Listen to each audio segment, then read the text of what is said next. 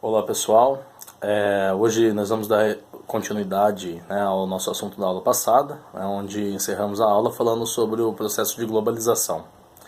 Na aula passada nós falamos um pouquinho a respeito dos condicionantes, da globalização, das origens desse fenômeno.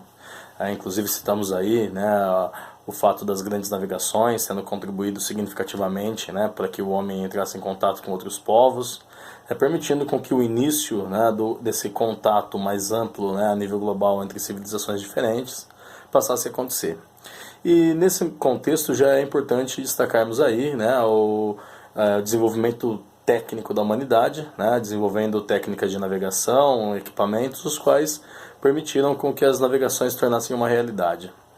Na aula passada ainda falamos um pouquinho também sobre como essa globalização, ao mesmo tempo, ela apresenta aspectos positivos e negativos, sendo um fenômeno então que não se materializa de maneira homogênea por todo mundo. Então a globalização, embora ela tenha aí uma série de vantagens, e isso, de acordo com Milton Santos, nós podemos chamar de a globalização como nos fazem ver. E como ela realmente é importante a gente lembrar aí também dos excluídos e dos explorados por tal fenômeno. Então ela realmente não chega a ter todas as pessoas, ela pode até chegar em todos os lugares, todos os lugares podem de fato estar conectados, mas isso não significa que todas as pessoas estarão. E da mesma maneira, a gente citou que esse fenômeno ele tem como seus grandes condicionantes o avanço da telemática, o avanço e a evolução dos meios de transportes, garantindo assim uma atuação ampla e contínua das transnacionais pelo cenário global.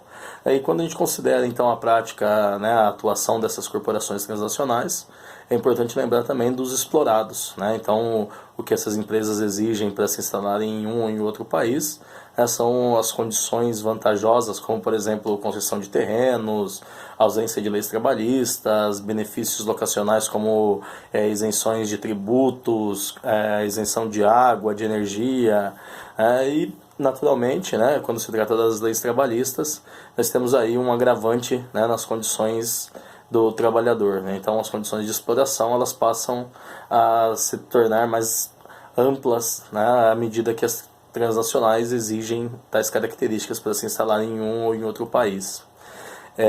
Hoje, nós dando continuidade a esse tema, nós vamos ver um pouquinho como que esse fenômeno ele garante também uma grande expansão de capitais pelo mundo, fazendo com que vultuosas somas passem a circular de maneira a qual não vista até então.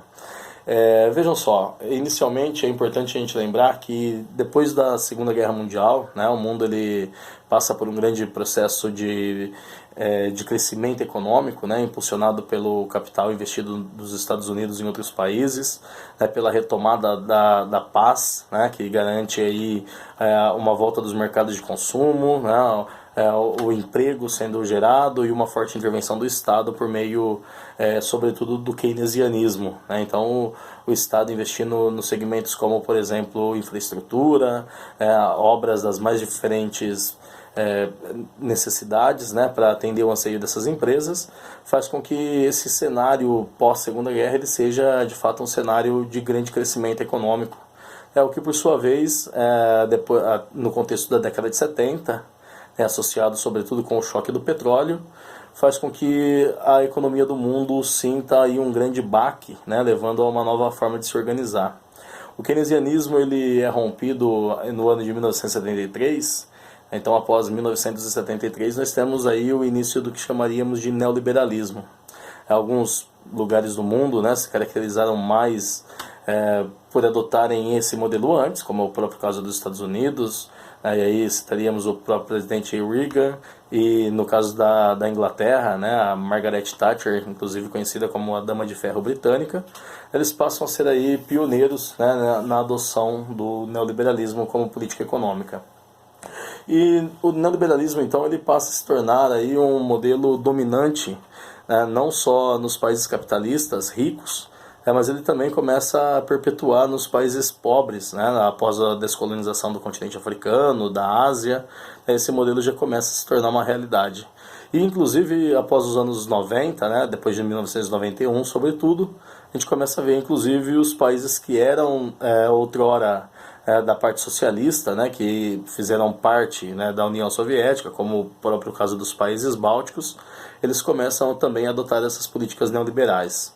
Então agora na nossa sequência veremos um pouquinho como que o neoliberalismo somado com a terceira revolução industrial, né, a revolução tecnocientífica e informacional, elas potencializaram esse fenômeno da globalização, garantindo novas características, né, as quais transformariam o mundo definitivamente. Tá? Daqui a pouco a gente retoma dando continuidade nesse tema.